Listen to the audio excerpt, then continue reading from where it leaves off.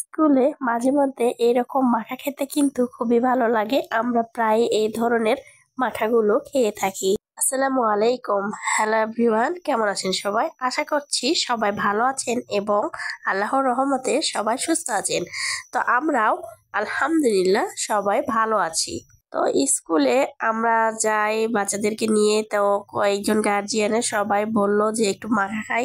তো সেই জন্য আজকে ওরা পেঁপে মাখতিছে। তো পেঁপে মাখাটা এত মজা হয়েছিল, তো জিভে জল চলে আসছিল মাখার আগেই। তো এটা কিন্তু রমজানের 2 দিন আগে এই মাখাটা তৈরি করা হয়েছিল, সবাই মিলে খেয়েছি মাশাআল্লাহ খুবই মজা করে। এই তো আমি এখন খাচ্ছি, দেখতে পাচ্ছেন, দেখতে কিন্তু খুবই লোভনীয় হয়েছে পেঁপে মাখাটা। তো এই পেঁপাটা কিন্তু একটু আধা পাকা ছিল, এই জন্যই মজা হয়েছে। স্কুল থেকে ফিরে তারপরে আমরা চলে এসেছি আমি মরিচ তোলার জন্য, আমার মেয়ে, আমার বাবা, আমরা 2-3 জন।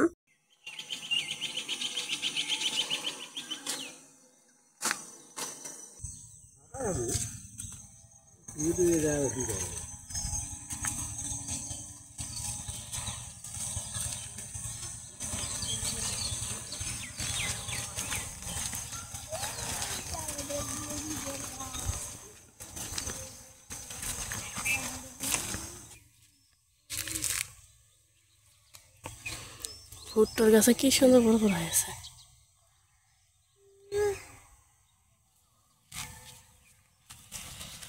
চলো চলো, মরিচ পাকে গেছে।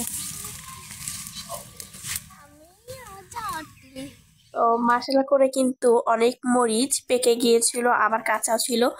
আমরা 3 জনে কিন্তু এক ব্যাগ ভর্তি করে মরিচ তুলেছি। যেহেতু মরিচগুলো এগুলো শুকাবে, এই জন্যই একটু বেশি করেই মরিচ তোলা হয়েছে।